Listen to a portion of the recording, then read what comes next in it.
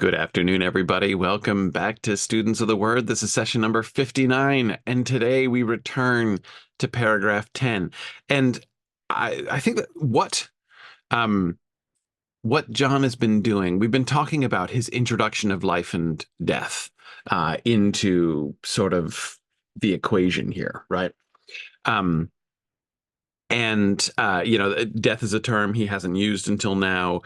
He introduced the idea of life at the very beginning, but he hasn't really been emphasizing that. He's been focusing on light and darkness and some of those other things that we've been discussing. So bringing in life and death and using some of the sort of the more familiar verbal structures that he's been going in, like things like the abiding, right? The remaining that we were talking about a little bit recently. He, brings those in and begins to apply those to life and death. In where we get today, or where I hope we're going to get today, he introduces, he does, I think, something unexpected. Having introduced life and death, he then complicates it. Um, Let me show you what I mean. There are a couple things that I want to kind of go back over in a sense. That's what I said, which I hope we'll get to. Okay, anyway, back to paragraph 10. For this is the message which you have heard from the beginning, that we are to love one another, not as Cain, who is of the evil one and murdered his brother, slaughtered his brother, really, remember. And for what reason did he slaughter him? Because his own deeds were evil, but his brothers were righteous. Do not be surprised, brothers and sisters, if the world hates you.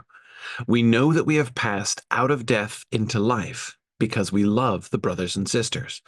The one who does not love abides in death. Everyone who hates his brother or sister is a person killer, and you know that no person killer has eternal life remaining in him, has the life of the age remaining in him.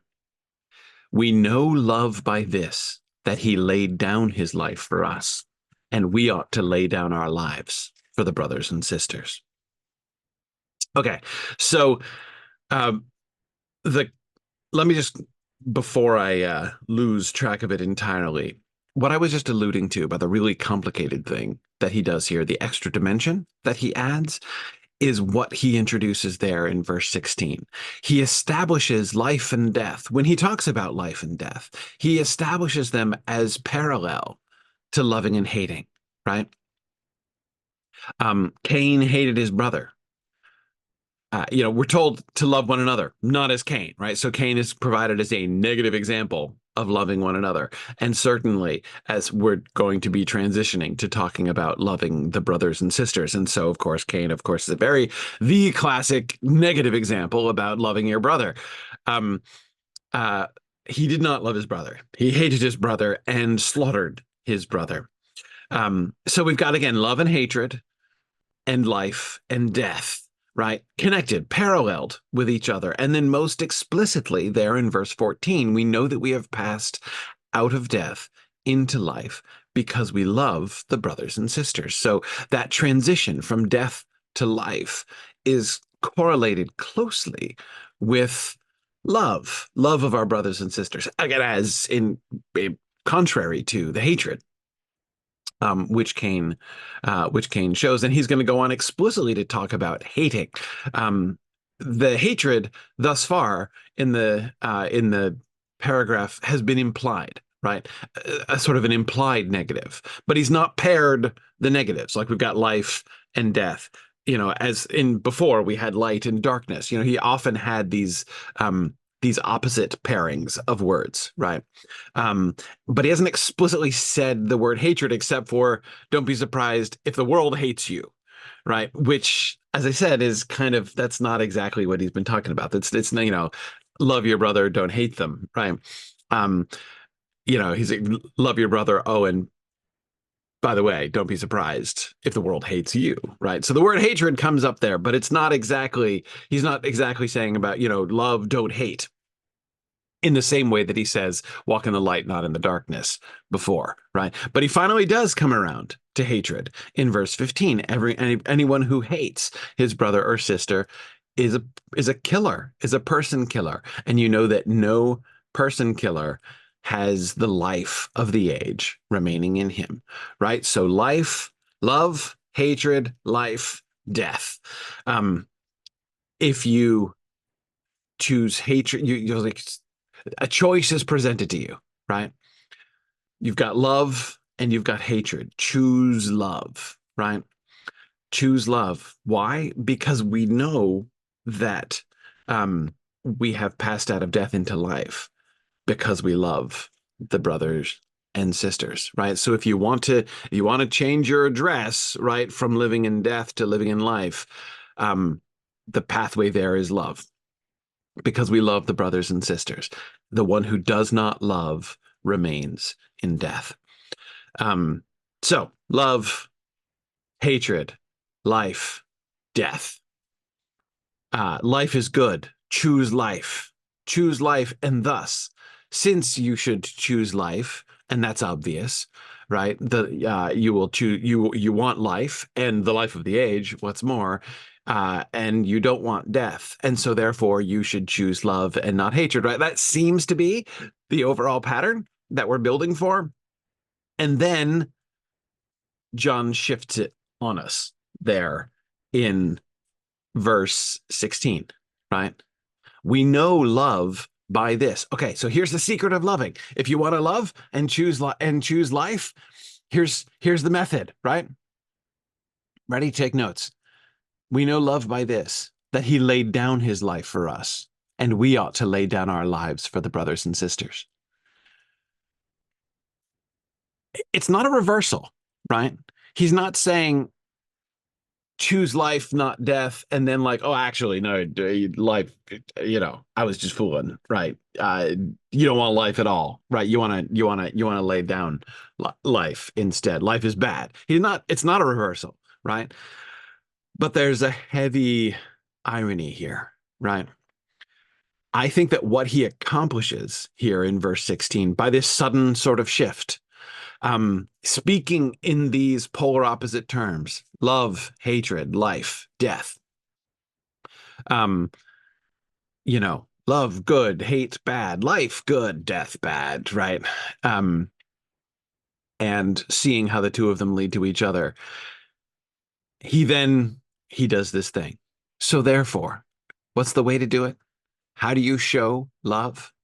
By laying down your life, by surrendering life. And of course, I think that what he's doing here is making the clear distinction in verse 16 between life, like our survival, and the life of the age, which he's just reminded us of in verse 15. No person killer has the life of the age remaining in him.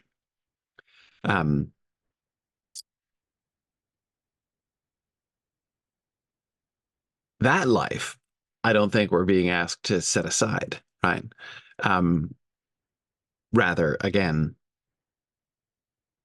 we've passed out of death into life, the life of the age, because we love the brothers, and we know love by this, that he laid down his life for us, and we ought to lay down our lives for the brothers and sisters. Okay, so that's I'd say this sort of strange twist that he introduces into things, having established these opposites, love, hatred, life, and death. He complicates it in a sense, right? Prevents us from thinking too simply about it. Now, here's where I want to go back for just a second, a little bit, because I want to talk about the significance of abiding again. And I think it's important. I think it's important. I think it's pretty clear that John is insisting on, well, again, thinking about the Greek word, I don't want to get caught up we've had this conversation before, like what is a good English translation for mene, the Greek word there. And I'm not fixing to get in debates about like whether abide or remain is a better English translation. Um, Instead, what I want to focus on is a simple grammatical fact that I think John is exploiting here, and that is that it's an active verb. Um, Abiding is a thing that you do. And this is something, this has been, I think, crucial in his use of the word all the way back to the first time he used the word. Um, uh, the one who says that he, mene, remains or abides in him, ought himself to walk just as he walked. Um, the one who says that he remains in it. So here, the interesting thing to me about this very first usage of the verb is that he goes out of his way to use a verb at all. He needn't necessarily. He could use a preposition. Like he could have just said, the one who says that he is in him ought himself also walk just as he walked, right? I mean, like that's a phrase he uses, like that was available, but he uses a verb. The one who says that he does this, who stays, remains in him, mene, in him, ought himself also walk just as he walked. And then this, of course, culminates in paragraph 7, let that abide in you, which we heard from the beginning. And that is such an interesting turn. That's interesting enough that I want to go back and I want to, because I'm emphasizing his kind of grammatical usage of it. So I want to look at that one for a second. Where are we? Verse 24 of chapter 2. Oops, missed it. Okay. Why am I? Oh, there it is. Okay, so he uses it in it's okay. It's imperative active here. But it's a third person imperative, right? That's why we've got it's translated by let it abide. Yes. The third person imperative is like you're telling someone to have someone else do something, right? You're making a command. It's one of those really complex structures, right? Anytime you're using an imperative, giving a command, when you give a command in the second person, that's really clear. You're talking to somebody, you're giving a command, you say you do this thing, right? When you're giving a command to somebody else about somebody else doing thing, there's an implicit passivity there. But again, it's not the passive voice. It's not just a thing that happens. He is instructing us to let that abide in us, which we have heard from the beginning, which of course you'll remember is the phrase that he's connecting straight through to the beginning of paragraph 10 that we're discussing as well. Love one another is what we've heard from the beginning. Anyway, let that abide. It's going to do its thing, right? The thing that you've heard from the beginning is going to do its thing. And its thing, what it's going to do, the action it's going to perform is abide in you. Again, that's the action. And then again, as he goes along, right, let it abide. If you should abide, right? That's subjunctive, right? Yep. If you do abide in what you have heard from the beginning, then the Father and the Son will abide in you. So again, notice like that entire thing, the 3 different usages of the verb in that sentence make it really clear that this is an action, right? This is not a state. It's not a default thing. It's a thing that happens. It's an action. It's an action that can be thwarted. If it weren't an action that could be thwarted, then there's no reason giving an imperative about it, right? It's like if there's a thing that can't, if there's a thing that can be performed as an action, there's no point in giving a command about it, right? Can't tell somebody to do something that isn't a thing that can be done, right? Um, yeah. And should, under the conditional circumstances created by you doing this action, abiding in what you heard from the beginning, then the Father and the Son will do this thing in consequence. They will abide in you.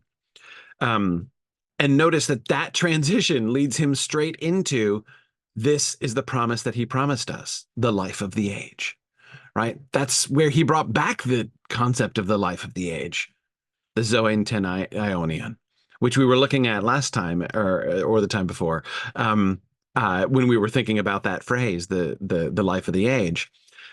This whole set of imperatives about abidings, right? Let it abide in you. And if it should abide in you, then the Father and the Son will abide in you. This is the promise that he promised us, the life of the age. Um,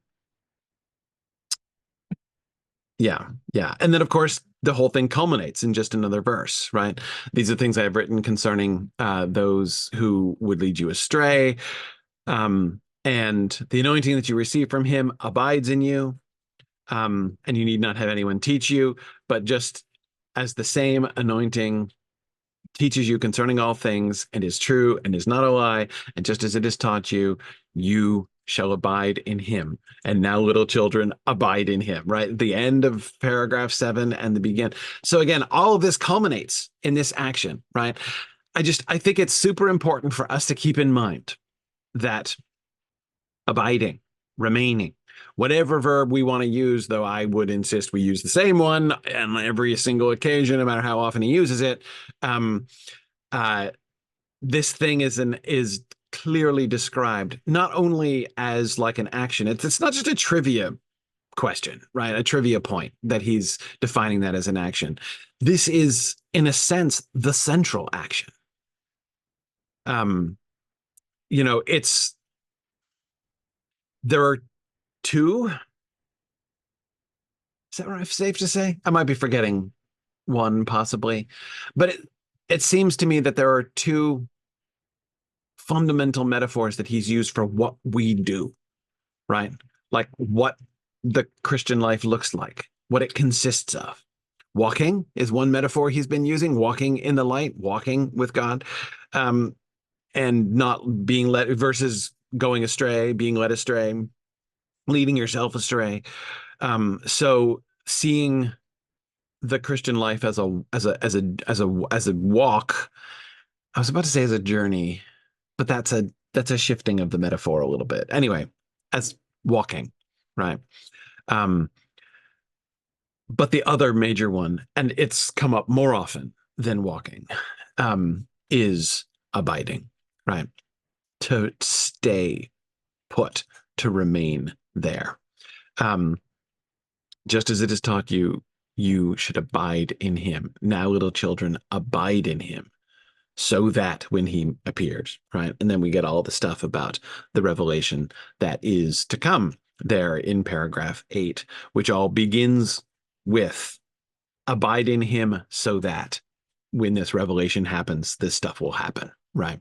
That key thing is the mene, the abiding, that thing that we are supposed to do. So coming back to paragraph 10, then, and back to his use of what is by the NASB translated remain, but it's the same verb here in this paragraph. Know that we have passed out of death into life because we love the brothers and sisters. The one who does not love remains in death. That sentence, the one who does not love remains in death, I think, and again, this is the reason I don't love remain as a translation. I said I wouldn't talk about it, but here I am. Is we do often use that word in a completely passive way, right? Like when we say how much of something is left in a container, right? When it's partially used up, we'll use the word remain. How much remains in there, right?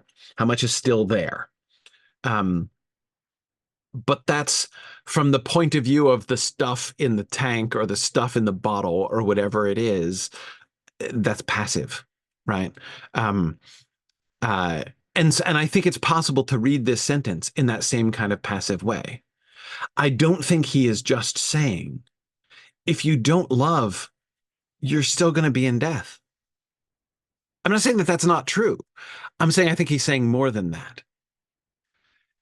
I think he is not just saying, so you pretty much start off in death. Like that's pretty much where you are, right? You're in death. And if you don't want to stick around there, you want to go somewhere else. That is to life, obviously, right? Um, and the way to get out of death and into life, the way to make that, that move is to love, right?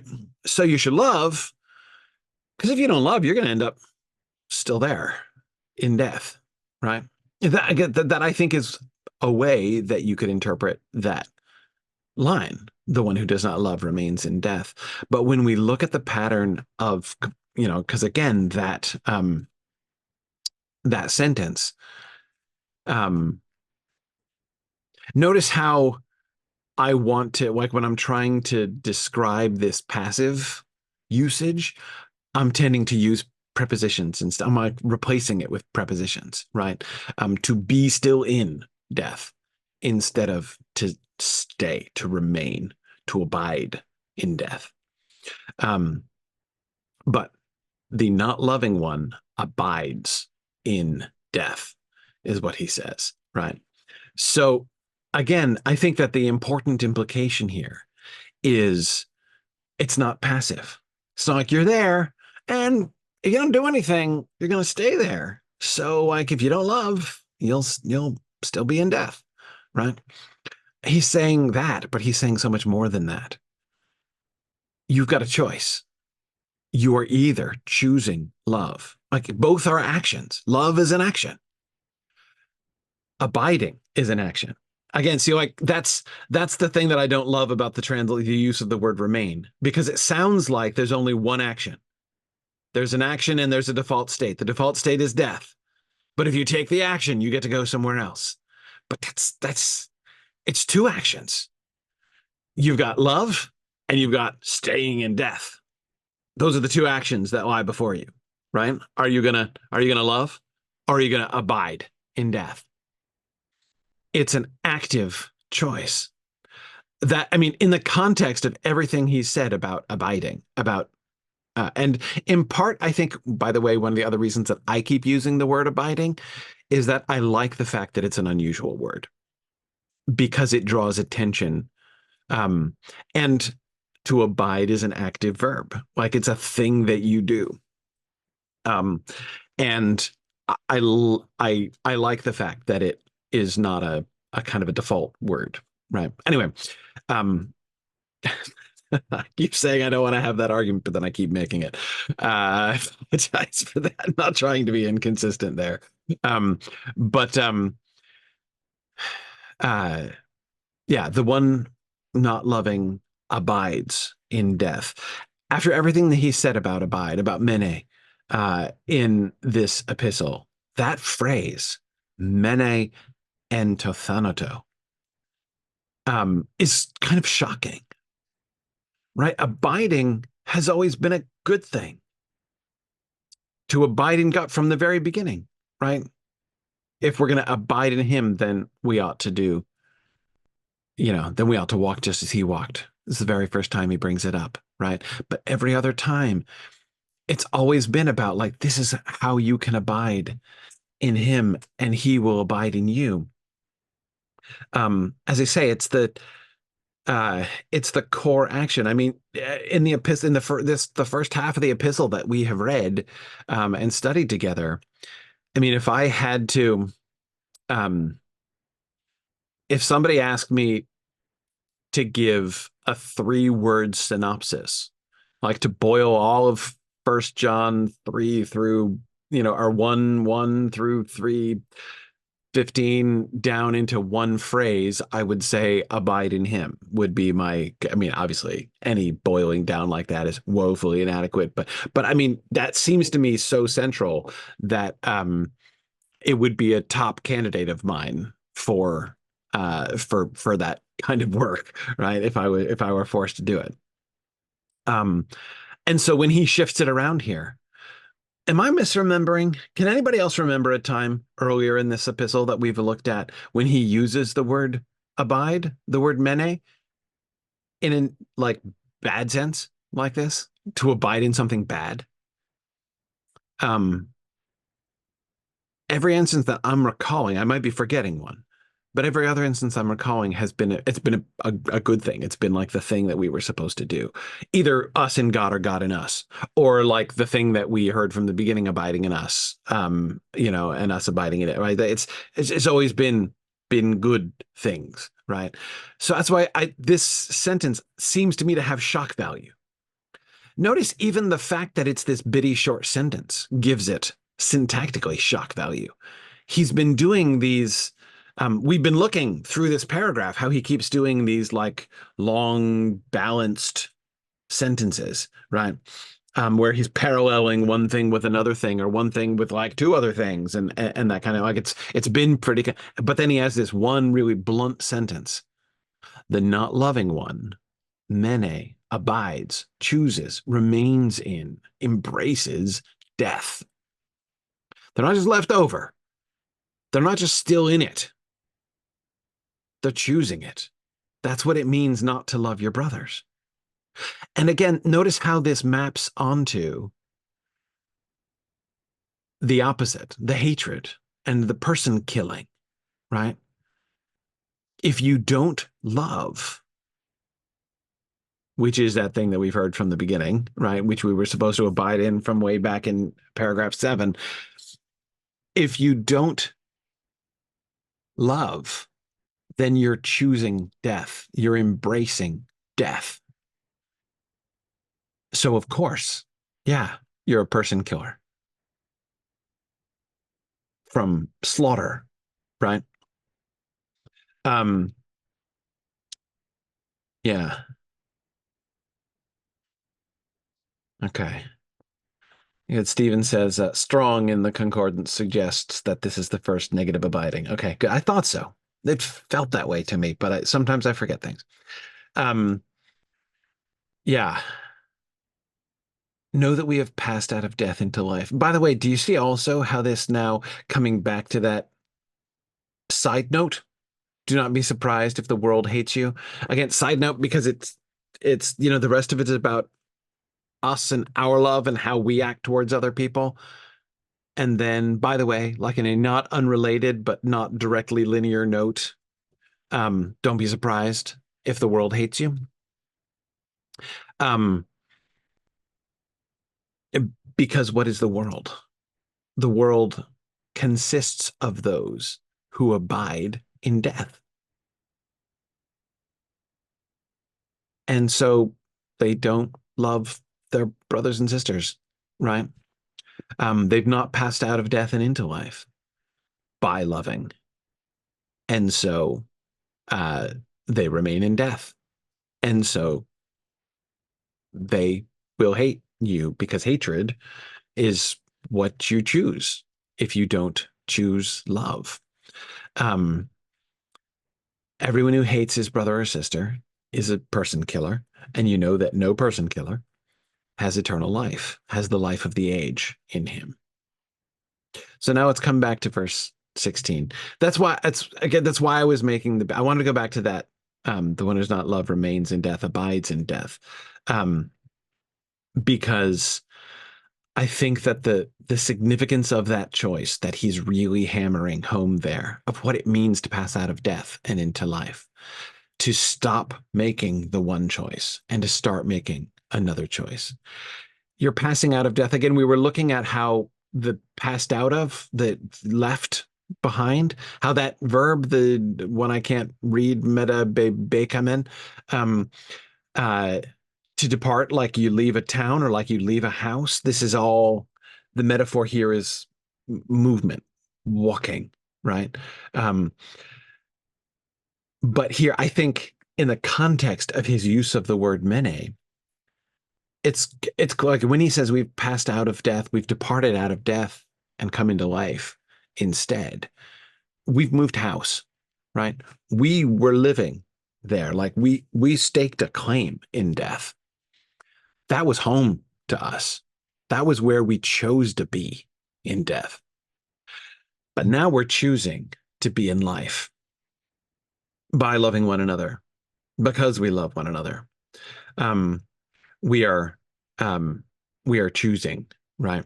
Yeah, exactly. Stephen points out that in the Gospel of John, he uses that word quite a bit, metabibikamen, when describing where Jesus stayed and traveled. So, like, just as a non-metaphorical word used to describe Jesus's travel uh, uh, activity, right? Um, John uses that word a lot. So yes, that does seem to reinforce, Stephen, the implicit metaphor that's being used here, right? Um, you're moving house. Okay, so what does the new house look like, right? Um, when you've left behind death, and note like the first, I was going to say twist, but it isn't exactly a twist necessarily. Um, I think maybe it is instead something that says something about 20th century Christianity. I bet you if you went up to, you know, you went up to Christians on the street and you asked them about that verse, we know we have passed out of death into life. Just that phrase. We know we have passed out of death into life. And you ask people, what's that about? What does that mean? I bet you that the vast majority, like massive majority of most Christians would say, oh, it means that I was going to die, but now I'm going to live, right? Um, because that's what modern Christianity has like almost totally emphasized. Um, you know, God is fire insurance, right? Is sort of the joke, right? You're not going to go to hell, you're going to go to heaven instead. Um, you were destined for eternal death, but now you're destined for eternal life. I have been saved, right? And again, please don't think I'm trying to undervalue those things entirely, or saying that those things don't matter, and I'm not making fun of them. Um, but I do think that when we're focused on ourselves and our own fate and destiny like that, I think we're missing a big part of the point. And I certainly think that we would not be understanding John's point here. Because notice it, if we if you take all of verse 14 out of its context entirely, if you were to just, um, you know, cross stitch this and put it on a wall, we know that we have passed out of death into life because we love the brothers and sisters. The one who does not love remains in death. Not that I think that would ever be a super popular verse to cross stitch and put on a wall, but if we did cross stitch it and put on a wall, it would sound, again, to almost everybody like it's talking about our death, right? Which we're leaving behind, joyfully leaving behind. Um, and that we through the second sentence, the second part, the one who does not love remains in death. Um, it's a warning to others, right? If you don't love other people, you're going to die. So you better start loving other people, right? Um, but I don't think when we take verse 14, you know, off of the wall, you can still cross stitch it, I guess, if you want. But you put it back into the paragraph here and back into the epistle. And we immediately see at what point in this paragraph has he said anything about our own death? He's not talking about our own death. But both before and after that verse, he's talking about us killing other people, right? The alternative to loving is not being killed. The alternative to loving is killing folks. And that quite changes the whole passing out of death into life context and the abiding in death. What it means to choose death, this is not just a sort of a personal tragedy, right? I'm going to choose death in the sense that I'm going to submit to dying my own self. What he's saying is that you are set upon killing, is what you're choosing. Right? Doesn't that seem to be correct? We started with Cain and the slaughtering. And of course, we talked last time about how, although the translations consistently use the word murder, both in verse 12 and in verse 15, John seems to be totally avoiding the word murder, the like criminal charge, right? The forensic term, what you would be accused of if you were brought up before the magistrate for murder, right? The first time, the Cain versions in verse 12 is the word slaughter, butcher. What you would do at like the only vaguely positive connotation there being like a sacrifice, what you would, how you would kill a sacrificial animal, but also how the butcher would treat tomorrow's meal, right? Who was of the evil one and butchered his brother, and for what reason did he butcher him or slaughter him? And then in verse 15, as we discussed last time, he uses that that odd, I feel free calling it odd because it's very, very rarely used, as we looked at last time, anthropoktonos. Anthropoktonos. Person killer. Person killer. As if, again, what he wants to emphasize is not the forensic term murder, right? It's like he wants to draw attention to what's actually happening there, right? We've got butchering on the one hand, which conjures up, slaughter, or butcher, which conjures up all of these metaphors of cutting and chopping meat when thinking about killing his brother. And here, like, there's no, the word murder is not like that's a fun word or a nice word. But it is a word that's kind of distant from normal. Like, this just makes plain exactly what we're talking about. We're talking about killing a person killer. Anyone hating his brother is a killer. And it's people, anthropos, that you're killing.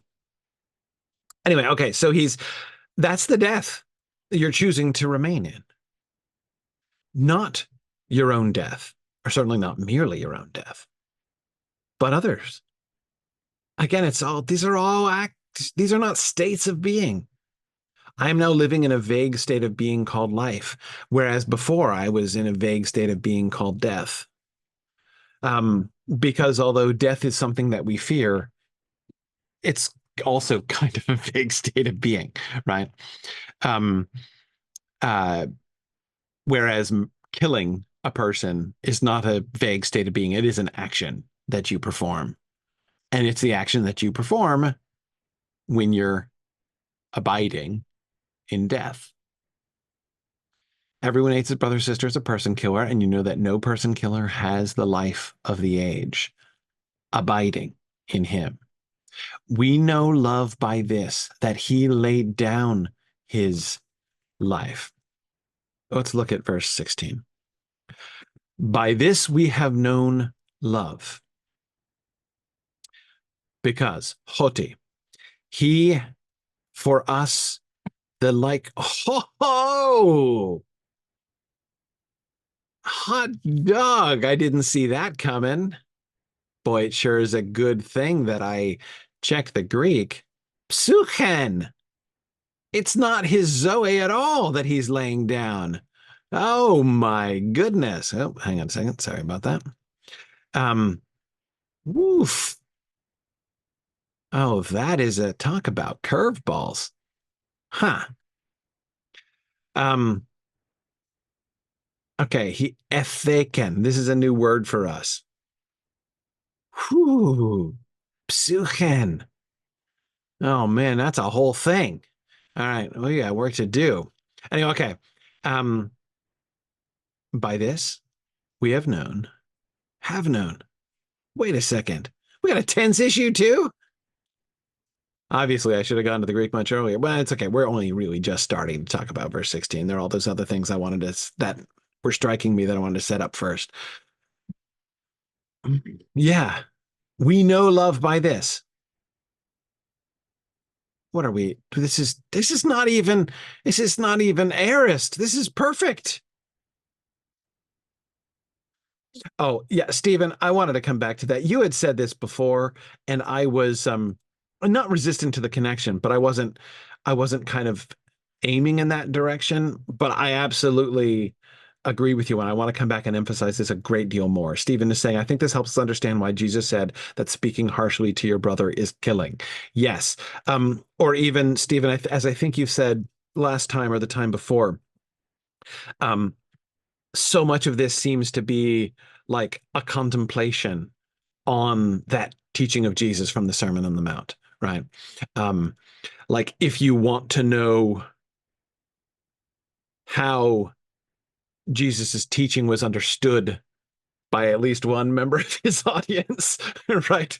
Here you go, right? This paragraph is kind of it, right? That seems to me fair to say. Um, I think that this is uh, very much an application of what Jesus is saying, a meditation on Jesus's teaching about you have heard it said, thou shalt not kill, but I say unto you, do not speak to your brother in anger. Yes, yes, I think I do absolutely believe that that is the thing that he is meditating on here.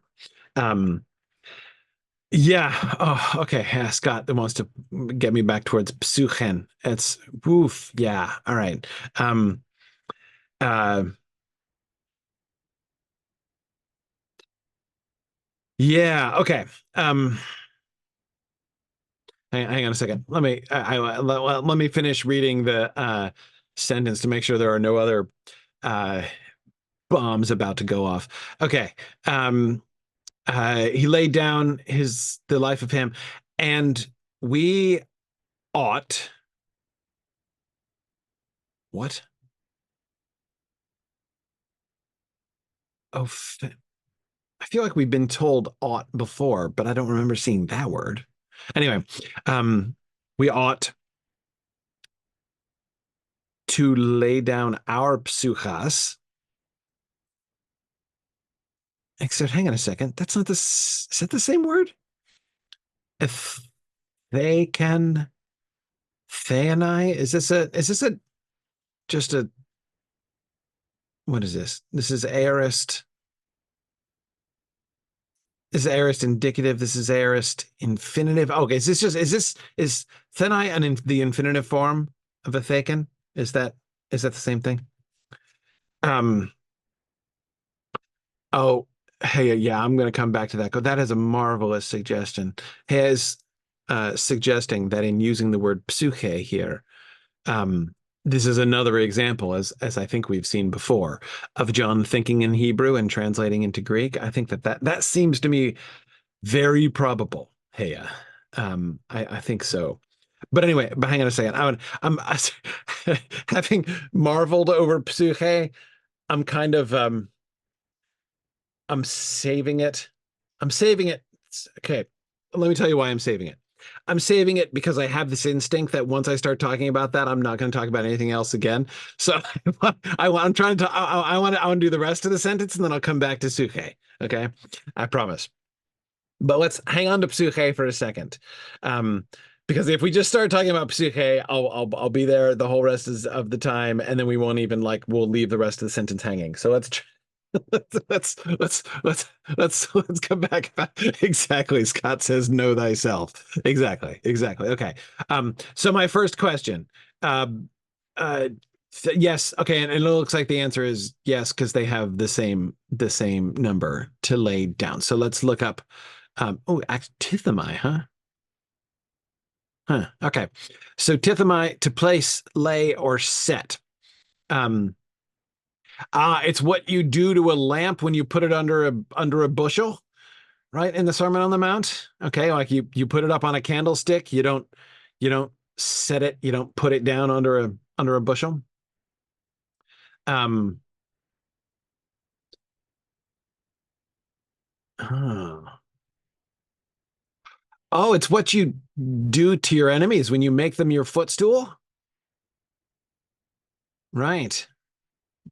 Okay. Um. And this one is uh behold the servant of me whom I have chosen, my beloved, in whom my soul has found delight. I will put the spirit of me upon him.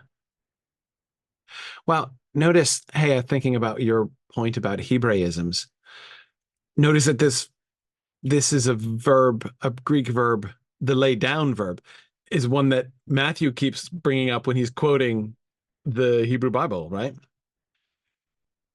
Okay. Yes. Um,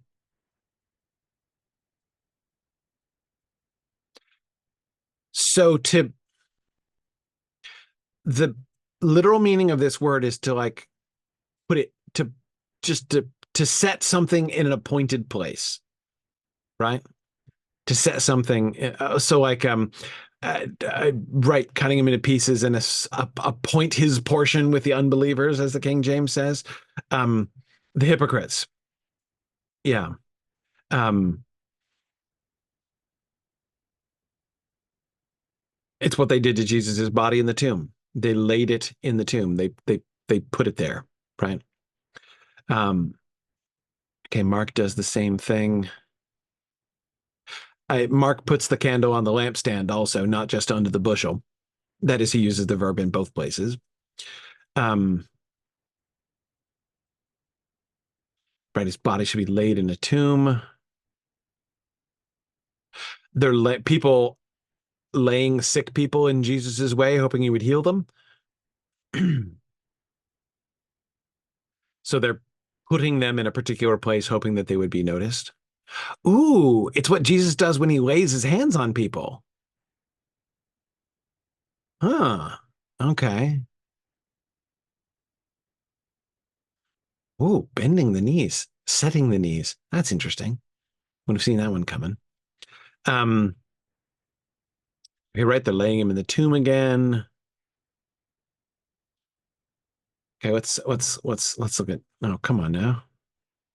Okay, we've got a bunch of occurrences, but let's look at John quick. Um, okay. You set out the wine, the good wine at the wedding in Cana. Yes. Yes, you put it out. And then you've got the good shepherd putting out his life for the sheep, laying down his life for the sheep. So yeah, Jesus has used it when he talks about sacrificing his life explicitly because I laid down my life.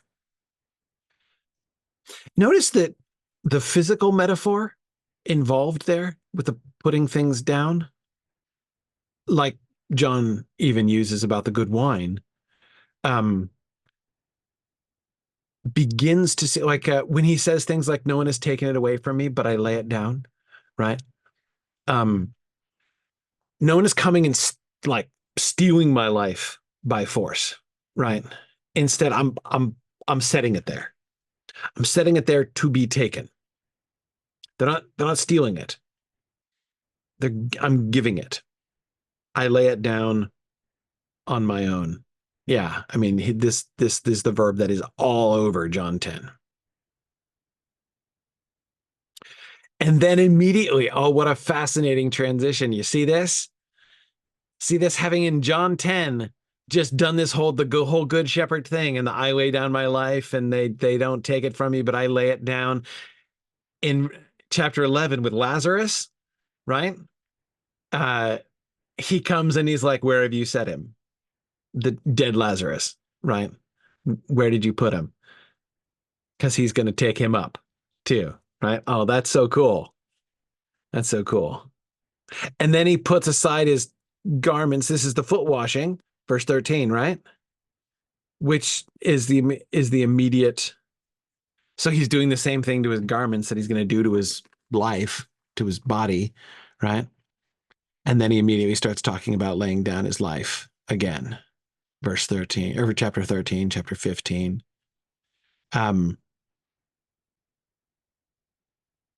oh, fascinating. Look at that. Look at that. Then in chapter 15, having just reestablished the use of this word, this is a fascinating verb. Having just reestablished this verb, which also, based on like looking at the Greek forms, is conjugated super bizarrely. Is this like an irregular verb? Looks super weird. Anyway, okay. Then having just reestablished the use of this verb to lay down his life, right? To give up his life, to not to give it up, to put it out there, right? He then says, "You have not chosen me, but I chose you and set you out and did this to you and ordained you, appointed you, but that's only metaphorical. That's a I'm putting you out there." He's putting them out there like he's putting them out there like the candle on the candlestick, right? He's setting them out like the good wine in the feast. Oh, that is so cool. And he established it in direct parallel to his setting down his own life, right? Just as I lay down my life, I lay down you guys out there. Oh, wow. And then they lay the title of the inscription on the cross. Oh, no way. Oh, man.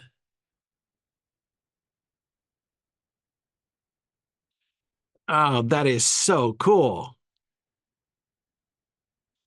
Yes, Jesus of Nazareth, King of the Jews, and they lay it down on the cross where he is actually laying down his life. Oh, that is just too much. And then they put him down. Everybody agrees. All four gospel writers agree that they do this to Jesus' body in the tomb. And then we talk about it a bunch of times. Mary's asking him about that and everything. Tell me where you've laid him. Um, wow. Woof. Okay. That is incredible. Okay. Oh man. See, aren't you glad we didn't just talk about Psyche the whole rest of the time? Okay. Uh so in the John context, there is no question, like there can be no doubts about what he's talking about when he talks about he has ethaken, his own life. Right. Wait a second. Let me go back. Let me go back for a second. Because now I want to see what the noun is. Hang on. Chapter 15. Greater love than this has no man, the one that should lay down the psyche. Uh-huh. It's the psyche he's laying down in chapter 15. In chapter 13, answered Jesus, the psyche of you, will you lay down your psyche for me? Truly, I say unto you, no, the rooster will not crow. So yeah, will Peter not lay down his psyche? Because Peter just said it. Says to him, Petros, uh, yeah, he promises to lay down his psyche. Yeah, yeah. Um, and then chapter 18, or sorry, chapter 10, verse 18. And no one takes it from me. Oops, no, we don't have nouns here. It's all it, because he's referring back to what he's been saying in verse. We're going backwards here. Because of this, I lay down the life, the psuchen of me. Yeah. Okay. So that's what all those it's in verse 18. So okay, good. Figured while we were here laying things down, like laying down his life, we might as well check. That is indeed the phrase. So to etheken your psuchen uh is uh is exactly what Jesus says again and again and again in the Gospel of John. How he talks about his own sacrifice, how he talks about his own death. But again, lay it down. That English phrase, when you think about laying something down, I think about like taking off a burden, or like you're carrying something and you put it down, right? Um, to lay something down, uh, again, if I ever use that word, which I don't very often, but if I were to use that phrase, I would be thinking in terms of like I'm offloading something, right? I'm carrying something and I'm gonna lay it down. Um, put it down. Put it down is like the way I would think about that. Um, whereas again, when we see this word being used in a non-metaphorical sense, like so when Jesus is saying I'm gonna etheken my life, um, he's using a metaphor, right? What is the metaphor he's using? The metaphor seems to be not of putting down, but of setting out, like you set out the good wine at the feast, so that everybody can see it and get a drink, right? In fact, the good wine you would set out very prominently because you want everybody to notice it, right? Um, to not only be able to know where to find a drink, but also to be able to like appreciate how good the wine is, right? Which is again the context of that verse. Um, but I think also of the people setting out sick people. Um, when they knew Jesus was going to come by, and so they brought the sick people and they etheken them, they set them out, right? Even the laying down in the tomb, um, you're when you bury someone, that is a very deliberate placement, right? I mean, of all the things when you're like putting something in a deliberate place, like burial of a body is it's a pretty strong example of not just like putting something down any old place, right? But setting it out in a particular spot, in a special spot. Um, even the setting the candle on the bushel, or sorry, not under the bushel. You could set it under the bushel, or you could set it on the candlestick, right? You could set it on the lampstand. Um, again, in either case, whichever choice you're making, the bushel or the candlestick from the Sermon on the Mount, you're you're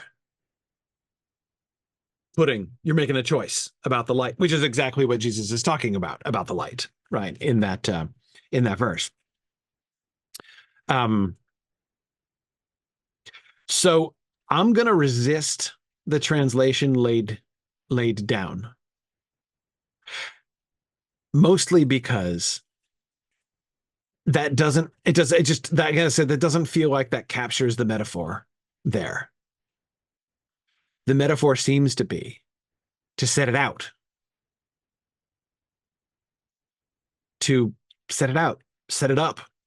Um,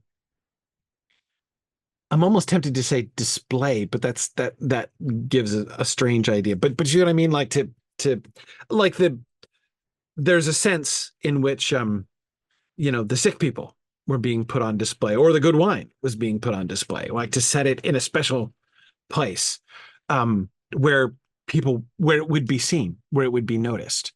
Both the good wine and the sick people were having that done to them. And of course, so is the candle and the candlestick. Well, of course, there's the irony there, right? It's both being seen and enabling us to see, hence the metaphor there. But okay, all right. But yeah, I think about when Jesus is talking about I'm I'm I'm setting it out. It's not being taken. I'm putting it out, right? Setting it out, putting it out like you would put the good wine out at a feast, or like you would put out, food at a buffet, right?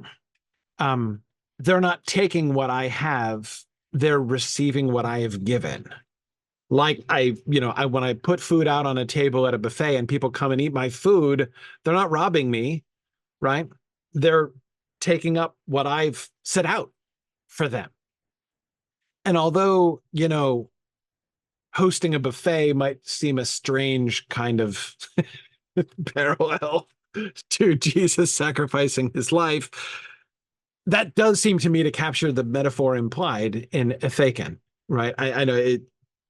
I hope you understand. I'm not trying to be disrespectful here, but that I'm thinking of the dynamic between him and that he's pointing to between him and his killers. I am not about to be victimized here. Um, I think that the difference he's pointing to there is exactly the difference between a bully who comes and takes your lunch and eats it, and somebody who comes and eats food that you've set out at a buffet, right? The food that you have set out for them. Um, that I think is exactly the point that Jesus is making when he says, "Nobody takes it from me. I ethican it myself. I set it out." Because there is that thread throughout the literal usages, the non-metaphorical usages of that word.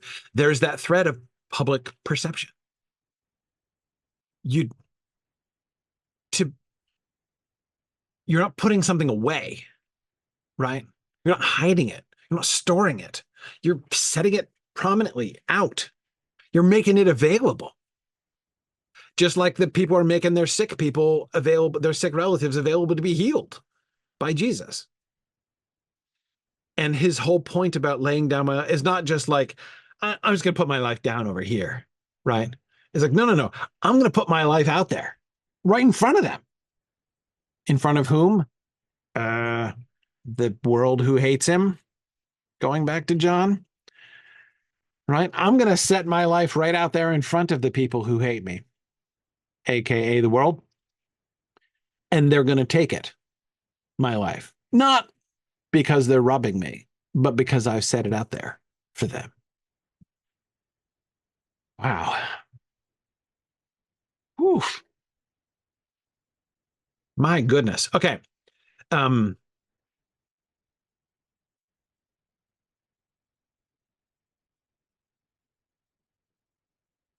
all right. Sorry, there's so much more we have to talk about in this verse. It's not even funny. But let's talk about Psuchen now. So let me just make a note of the things that we have to talk about, and so you guys can help me remember. We have to talk about these things next time. We didn't even acknowledge today. We talked about it briefly before. The shift in the word no. Again, this is a thing that's totally invisible in the English translation, right? Um, Verse 14, we know that we have passed out of death into life because we love the brothers and sisters. Verse 16, we know love by this. It sounds like an exact parallel, right? But it isn't. Verse 14, where did we go? We oidamen, chemes oidamen, we know, oido. And then 16, by this egnokamen, entuto egnokamen. We have gnoskod. So we've got the other kind of knowing here in verse 16.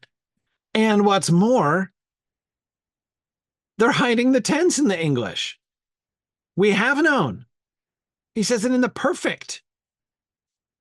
We don't know love by this. We have known. We have come to know. Right? That's the verb from way back in paragraph 3 again. By this we know that we have come to know him. If we keep his commandments, that we have come to know him. Yeah, hang on a second. Now I've got to check. that we have come to know him. Oh, hang on a second. Look at me skipping forward. It's verse right, 3, 2, 3. That'll be easy to look up. Because I bet you that's the same tense. By this we know, bingo, that we have come to know him. Egno comment. Perfect active indicative. Yep. By this we know that we have come to know him if we keep his commandments. And so when he comes back to that, it's a direct callback to that verse. How do we know that we have come to know? If we keep his commandments. We have come to know love. Hoti, because he for us set out his life. He set out his life for us. So we need to talk about that. Egno comment. And the tense. And the shift in tense, the shift in word and tense from verse 14. So it's far from being the same phrase. It's importantly different in two different ways, right?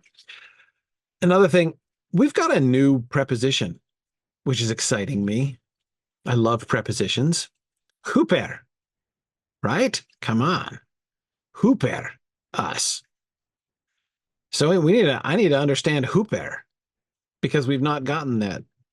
I don't remember coming across that. So let's make sure we're understanding that. And of course, have I ever seen a hoti I didn't want to talk about? Right. Because of course there's our, so we got to do the prepositions and the conjunctions, right? How can we not pay attention to preposition and conjunctions? Because in the prepositions and conjunctions are contained the entire structure of John's thought and argument, right? So let's make sure we need to make sure we understand this hoti, this because, and then the kai, right? We got hoti, he etheken, his psuken for us. Kai, we ought to, and I want to understand this word better, the ought. And then another hooper, right? Okay, man. So there's still so much, but having spent some time with etheken, which I am super glad we did, let's go back to psuchen. I think, hey, I want to come back to your observation because I'm especially looking at the fact that when Jesus talked about setting out his own life to be taken by those who are wanting to kill him, it sounds to me. So his suggestion before was that although the word, okay, so basically the parallel that she wants to make is to the Hebrew word nefesh. The Hebrew word nefesh can be used to mean like Hebrew word nefesh is a really hard word to understand, I think. My understanding is that the literal meaning, like it's kind of, it tends to be used metaphorically, but the literal meaning of it is like neck or throat. But in any case, when it's used in the Old Testament, it almost always refers, it means like life, soul, the thing that makes a thing a thing, like the thing that makes a living creature a living creature. It will sometimes, like, if you know the King James at all, you may remember passages where the King James translates, where in the King James translation it's saying like, and there were like so leaving so many souls behind, right? You know, like when the King James uses the word soul to mean people in that sense, it is my understanding that that's the King James translating the word nefesh as soul. Like it's a quasi literal translation of it. But I think the Hebrew word that they're translating there is nefesh. So I think if I'm remembering correctly, but I might be wrong, if I'm remembering correctly, I think that's the word that's used, like it's used in, oh, never mind. I'm not certain, so I'm not going to say. But anyway, like So when you're talking about life, when you're talking about, it's used as a shorthand to talk about people. Um, like again, like as if you would say in a deliberately archaic and King James-esque way, and thus were 15 souls saved from drowning, right? Where you're not talking about their souls or their eternal destiny. You're just talking about like 15 lives were saved, like 15 people's lives were saved. And so like nephesh is a word that would be often used there in the Hebrew Bible. Um, but so I um so Hea's suggestion is that the word psuchen, yeah, yeah, when God breathes into Adam the breath of life, that's nephesh. The breath, the like he breathes the life, the nephesh into him. Yeah, I think that's right. I think that's right. I have a sort of a memory of that too. Though again, the problem is I can't even do what I would normally do with the Greek here is look it up. Like I know enough Greek at least to recognize, like a Greek word. I don't know enough Hebrew to even to be able to recognize the word because I can't read the alphabet. So that'll be, like the next step. Maybe after we finish First John, we'll learn Hebrew together. But like I'm learning Greek with y'all. But that would be fun. Um, but anyway, who knows? But yeah, I think that's right.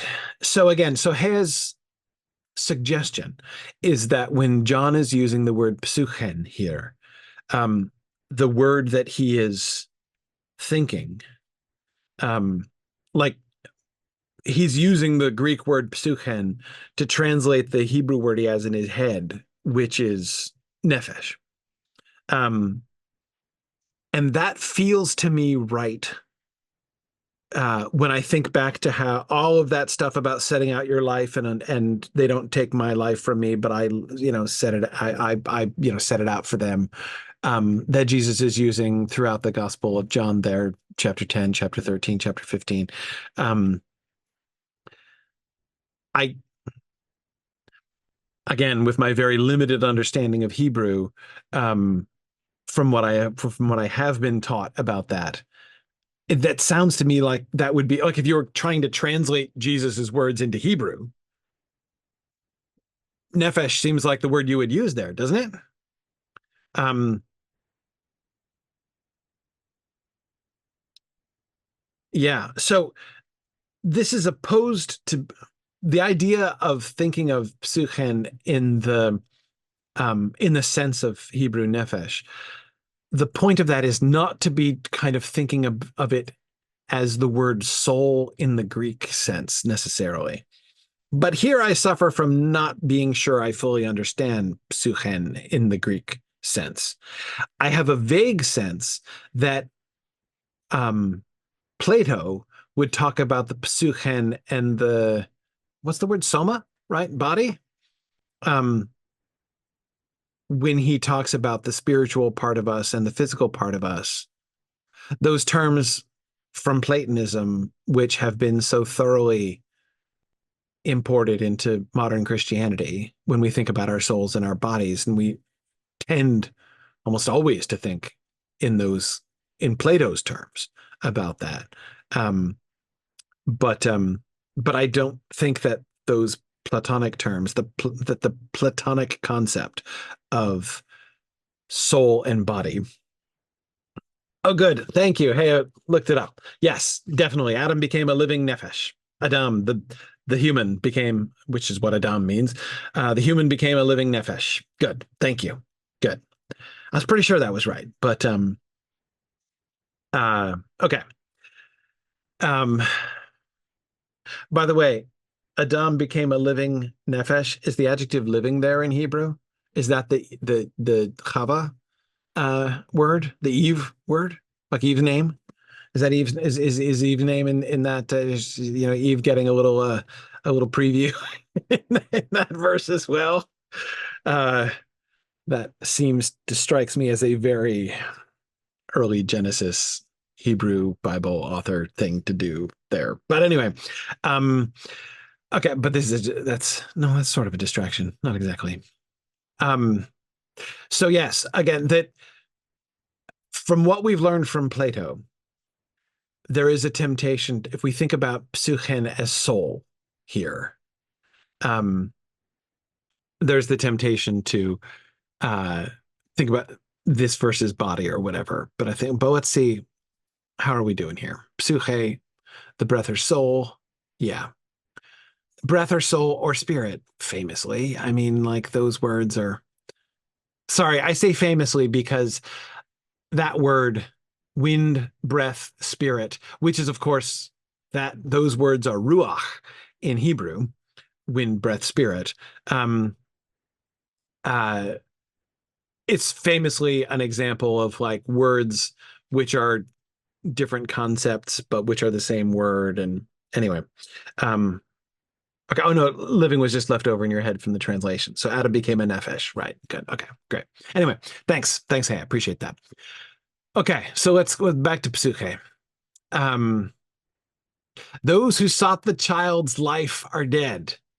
Uh-huh. Interesting. Uh, do not be anxious about your life. Yes. So when Jesus is telling you to, consider the lilies, he's talking about your Psuche. Right. Is Psuche, or, what you will put on is Psuche, not more than meat, and the body more than raiment. Oh, he's doing a Psuche Soma thing there. Never mind. Not going to get distracted. Um, but the life is more than meat, right? Don't worry about those who can't kill this. Oh, man. This gets complicated. And do not be afraid of those killing the body, however, are not able to kill the soul. He is doing a body and soul here too. Yeah, we've got a soma and psuchen used in parallel for, oh boy. I knew this was going to be difficult. Matthew does this a lot, doesn't he? Psuche and soma.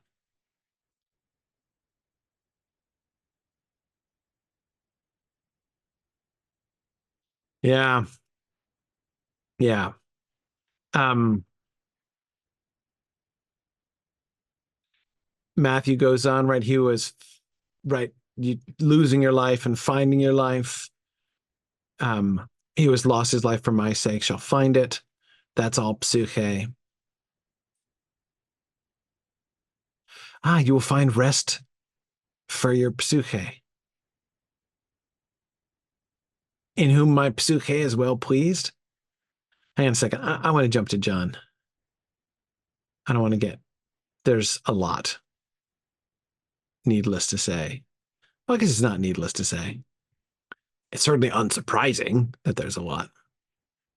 But let's jump straight to the Gospel of John. Okay.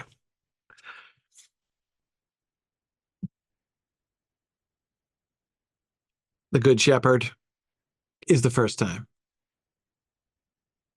The Good Shepherd setting out his life, his Psuche for the sheep. I set out my Psuche for the sheep. I set out my Psuche. Ooh, what? Oh, what is this funkiness? Hang on. So the Jews encircled him and they were saying to him, until when will you hold the Psuchen of us in suspense? If you are the Christ, tell us plainly. Oh, that's fascinating. So he's holding their Psuchen, their lives, in suspense.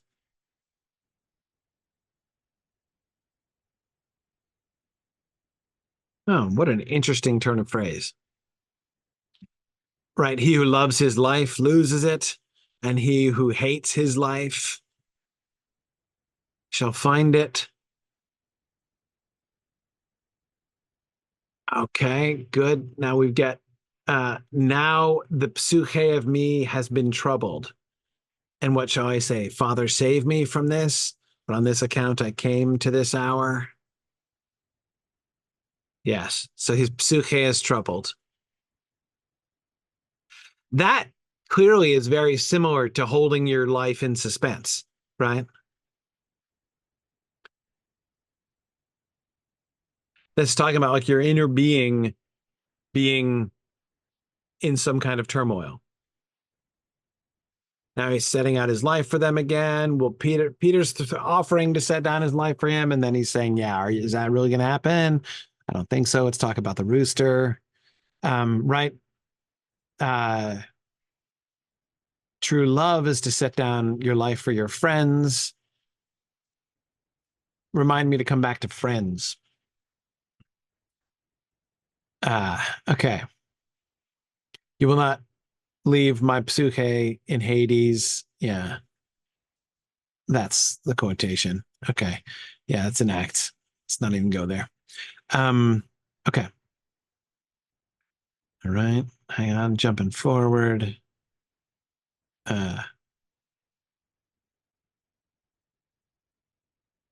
and this is it. So a little sneak peek, little spoiler.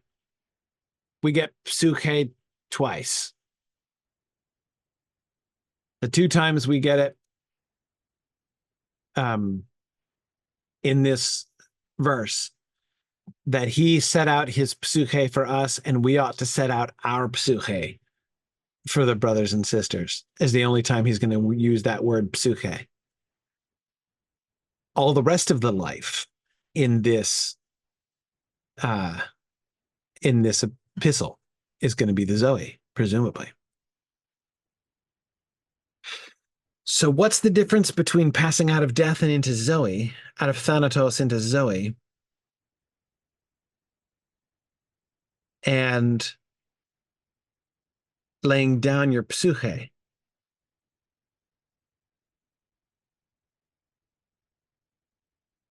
Wow.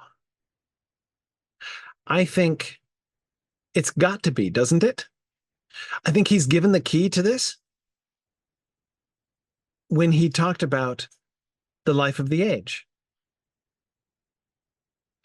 No person killer has the life of the age abiding in him. Yes, Devora, I agree that it feels much less now like this word, psyche, is the opposite of death. Zoe seems to be the opposite of Thanatos, right? That's what he was setting up. But now, because you see, the puristics love is the way that you pass out of death and into Zoe, out of Thanatos and into Zoe, right? And nobody who's a person killer has the Zoe of the Zoe of the age abiding in him. But if Jesus laid down his set out his psyche for us, we ought to set out our psyche for the lives of the brothers. Like that's what it means to love, which is that mechanism for passing out of death and into out of Thanatos and into Zoe. It is certainly not giving up Zoe. You're not sacrificing Zoe. You're just setting out your psyche, your life, which is not nothing. That's the word that Jesus uses when he says, um, in multiple gospels, he who, uh, if you seek life, you will lose it, but he who loses his life for my sake will find it. Psyche is on both sides of that, right? Um,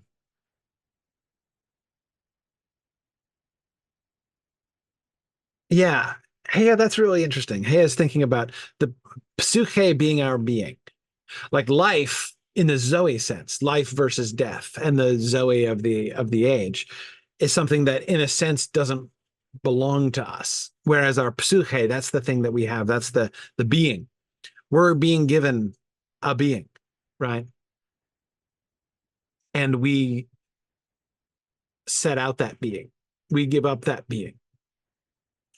And in giving up that being, we move from Thanatos into Zoe.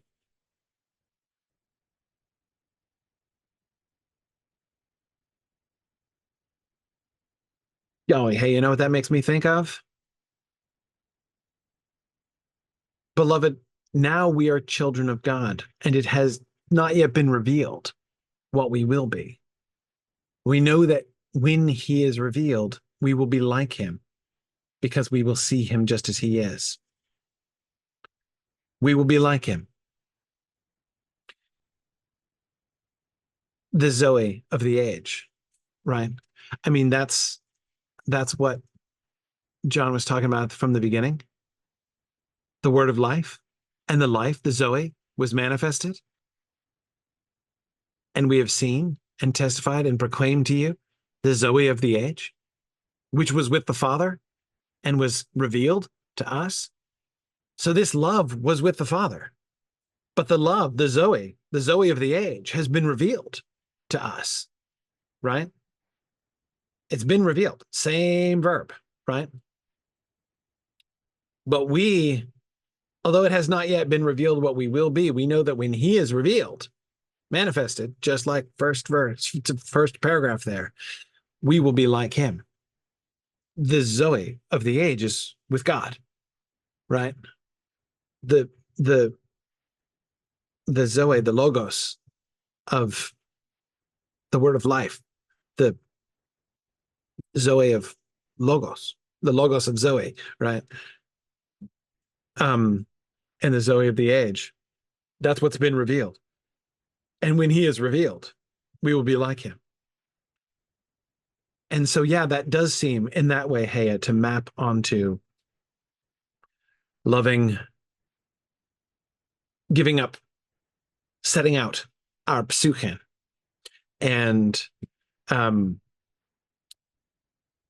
therefore abiding in the Zoe of the age and having the Zoe of the age abide in us. Whew. Okay. That's a lot. There's so much more. My goodness. Okay, so next time, remember, we're going to talk about know, and we're going to talk about knowing, and we're going to look more at that. We're going to look at our prepositions and conjunctions because we have to look at our and then of course we're going to be thinking more about how what this new dimension, this new thing that he's adding to the pattern that I was describing from the beginning. Oh, I hate to stop because there's so much more to do, but my family needs me. The life may be more than meat, but it's time for me to cook dinner. So thanks everybody for joining me today. This was just delightful. What an amazing reveal here today that I did not expect.